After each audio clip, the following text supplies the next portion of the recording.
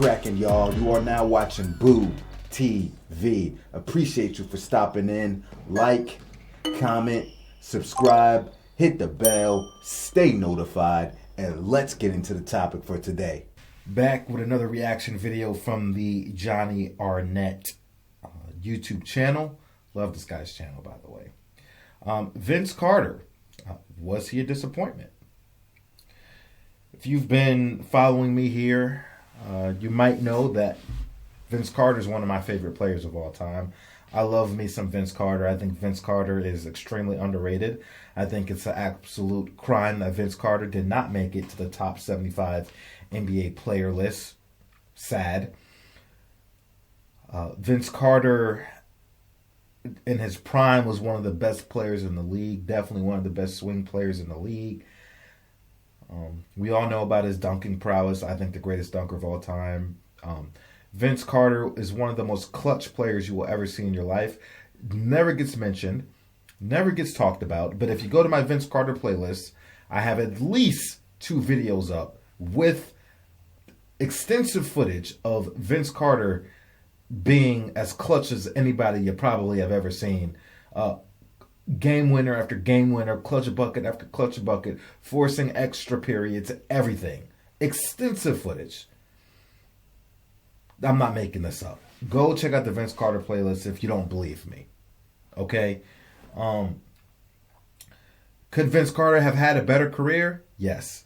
Was Vince Carter hell-bent on winning championships and dedicating himself to the game in a way Kobe Bryant was? No, he wasn't.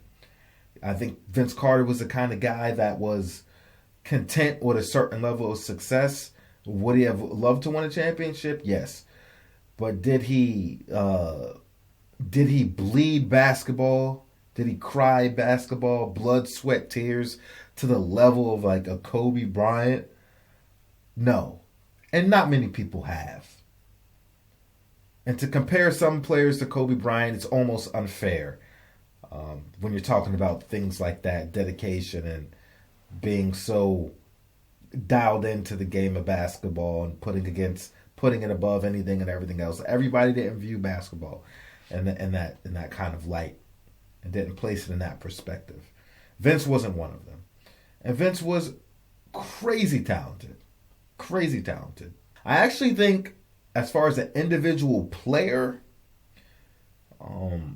and you know where his skill set was at the time, where his talent level was at the time, overall, I think the best version of Vince to me was like 1 or 2 of those years with the New Jersey Nets. He was balling, and I mean balling, with Jason Kidd and Richard Jefferson. There were like 1 or 2 of those years where I personally felt like at least one of those years, he was even better than LeBron James at the small forward position. I'm telling you, he was cooking on the Nets, man. Cooking. At least one of those years. Most people would disagree with me, and I get it. But hey, that's my opinion. That was my opinion back then. But no question about it, his most athletic prime was with the Toronto Raptors. No doubt about that, man. Vince could score from anywhere on the floor, could do the most amazing things in the air, dunking the basketball, mid-air. Very underrated playmaker, very underrated passer was Vince Carter. Vince Carter threw some of the nicest passes I've ever seen in my life. Vince was that nasty with the basketball, man. He could carry a team. You know, he went 7 games against the Philadelphia 76ers. Came down to a last-minute shot that Vince Carter took. I think it was a baseline 3, if I'm not mistaken. If he would have made that, the Toronto Raptors are going on. I think they win that. I don't think they force overtime. I think they win that if Vince hits that shot. And then they move on to the Eastern Conference Finals, where there's a strong probability they probably beat Ray Allen and the Milwaukee Bucks, who also went 7 games with the Philadelphia 76ers. And if they beat the Bucks and they go to the finals, they go to the 2001 NBA Finals against Kobe and Shaq. I'm just saying. Vince was a beast, bro. But was he a disappointment? To me, I'm not one of those guys that view players that never won a championship as being disappointing. Hey, man, sometimes it isn't in the book for everybody. Sometimes you just run into an era where there's a Michael Jordan. There's a Kobe and or Shaq. There's a Tim Duncan. There's a Kevin Durant, Golden State Warriors, whatever the case may be. Sometimes it's not in the cards for everybody. You know, and I can't say that was the reason why Vince never won a championship, because he never made it to the finals to see those guys that I've mentioned. But could Vince Carter have dialed into the game more? Could Vince Carter probably have honed in on his skills a little bit more to take his game to the next level? Sure. But at his peak, at his prime, was he still better than most? Yes, he was. But I can't call Vince Carter a disappointment. I can't. There's a lot of players I could look at in the history of the game where I was like, you know, if they really tried a little bit harder, they could have elevated their game to the next level, and then you could really talk about them in the light where you talk about some other players like Magic Johnson, Larry Bird, Kobe Bryant, LeBron James, etc., Michael Jordan, etc. But, you know, most people didn't. We're talking about a select few there. Okay? All right, let's get into Johnny Arnett's video. Let's see what he has to say. Go check out our Vince Carter playlist, by the way.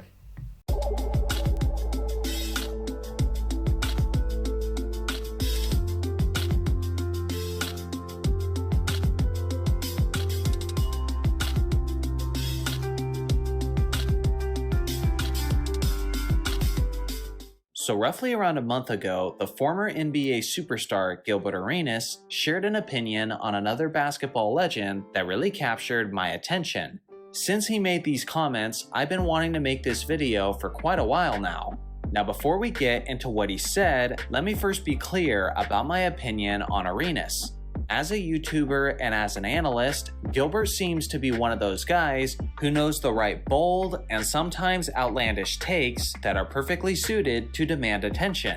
Regardless of your opinion on him as an analyst, you have to recognize that this man is fantastic at his job when it comes to gaining viewers and getting basketball circles talking. Personally, I think some of his basketball opinions are ridiculous and worthy of criticism. But I'll also admit that every once in a while, he'll say something that's flat out brilliant, with tremendous insight and a unique perspective that people usually don't consider. So I'll stop delaying this any longer and take a listen for yourself to what he said. It was like Vince Carter, right? Yes. It was just easy. I'm so mad at Vince for what he did to the game. The GOAT debate should have been him. 100%. Okay. He was so naturally gifted than anything you've ever seen. Period. He had everything. There was no, he had everything. Dribble, shoot, fade, moves. Footwork, He everything. had everything. If he had the mindset like Kobe, I'm better than everyone, and I'm gonna show y'all each, there was nobody who was stopping that man. Right. There was nothing that was stopping Vince Carter. When Vince Carter came in the lane, there was no big man that was willing to challenge it because they didn't want to be on ESPN. Excuse me. That was him. Think about, show Toronto, every time he went back to Toronto, show those stats. Because he didn't like them, they traded. Watch what he did to them every single time. He averaged damn near. Oh, Gil's right. He torched the Raptors every time he saw him. And hitting game-winning buckets on them multiple times. He ain't lying about that. So you think the trade is what stopped his hungriness? I just think he was just too nice. Right? Now, although I've made several videos on Vince Carter, and I do believe he was one of the best players of his era, Gilbert is forcing me to look at him with a more critical lens. So let's quickly recap who Carter was and what his reputation is. Vince was a 6'6" shooting guard / small forward who was taken with the 5th overall pick in the 1998 NBA draft. Carter is recognized today as the greatest dunker in NBA history. He's one of the greatest vertical leapers of all time.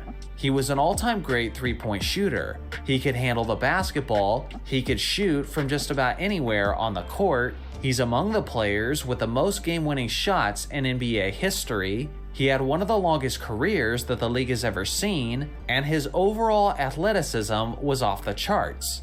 Yet, with all of that being said, he's not typically recognized as a top 10, top 20, or even top 30 player in the league's history. So just why is that? As Gilbert alluded to, Vince was a player who had all the skills, all the abilities, and seemingly all of the ingredients to be one of the all-time greats. This isn't something I'm just observing and saying in our modern year of 2023, but this was the way people felt about Carter in his first few seasons in the NBA. He was a player who was constantly being compared to Michael Jordan, and many people even went as far as calling him the next Michael Jordan. Whether it was his nicknames or his collectibles, everyone was continuously drawing parallels between Air Jordan and Air Canada. Just to give you some perspective on the level of hype for Carter in his early career, consider this. I still have my Beckett Price Guide magazine from the summer of the year 2000. These tell you the market value of NBA trading cards at that time. And in basically every basketball set, Vince Carter's cards were worth more than the great Kobe Bryant, regardless of the fact that Kobe had just won a championship in Los Angeles. That is how good people were projecting Carter to be. The thing is, I witnessed the entirety of Insanity's career, so I have my own perspective on why he didn't make it to that all-time great status. For one, I do agree with Gilbert in the sense that Carter was just too nice. That may be a bit of an oversimplification, but to expand on this take, I would say that Carter lacked the relentless competitive drive and tenacity. Unlike guys like Michael Jordan, Kobe Bryant, and Larry Bird, Carter didn't usually approach the game with an angry chip on his shoulder. I pretty much, just said that in my opening.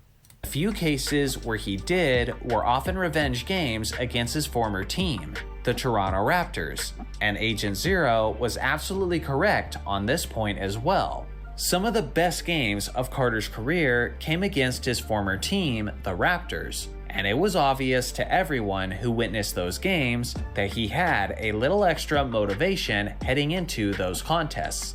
Honestly, I see this as evidence that Carter's competitive drive was a bit inconsistent in comparison to the previously mentioned great wing players. I believe another indication of a player's competitive drive is how he plays on the defensive end of the floor, since basically half of what makes a player a great defender is his hustle, his effort, and his commitment.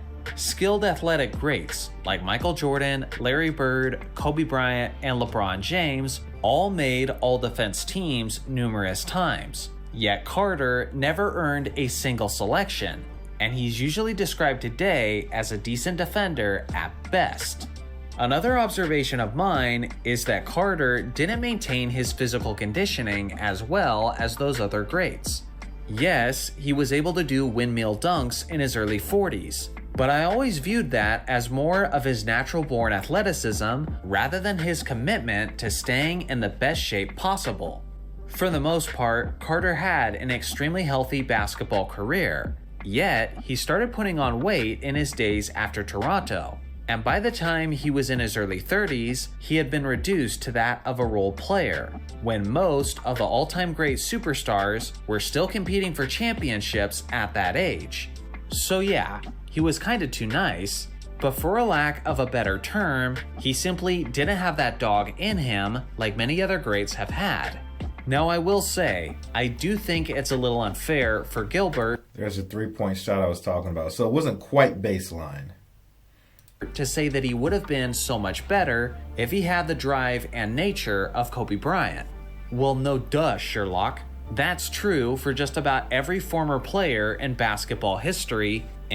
That's what I pretty much said too. I was like, well, not many people did have that. There's a select few. I said that.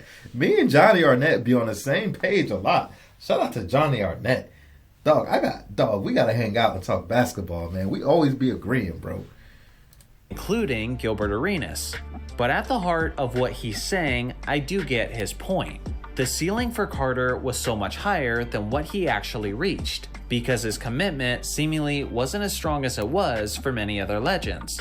By no means is this meant to be a slander video towards Vince Carter. He was an incredible player who gets very overlooked by modern NBA stars. But to say that he had all of the abilities and all of the gifts to be a potential GOAT candidate, if he had the intangibles to go with it, is a correct statement in my humble opinion. So what do you guys think? Do you agree with me and Gilbert on this topic? Or do you believe that we put too much potential on Carter and more than he was ever destined to reach? I look forward to hearing your thoughts in the comment section below. Thanks for watching as always. Make sure to like and subscribe for more basketball content, and I'll see you guys in the next video. Oh, like I said, I think that's pretty much spot on. Like he mentioned a lot of stuff I already said already. I don't need to say anything else. Go check out our Vince Carter playlist. Go check out Johnny Arnett's YouTube video page. Seriously, go check out that Vince Carter playlist. And I'm glad, because I mentioned earlier about him not getting mentioned as a clutch player. And then Johnny Arnett brought it up. Like, nah, this dude's one of the most clutch ever. I ain't making this stuff up, bro. I on my right hand on the Bible. I ain't got a Bible right next to me right now, but I put it right here. I don't tell lies on this channel. I might be wrong sometimes. We might disagree.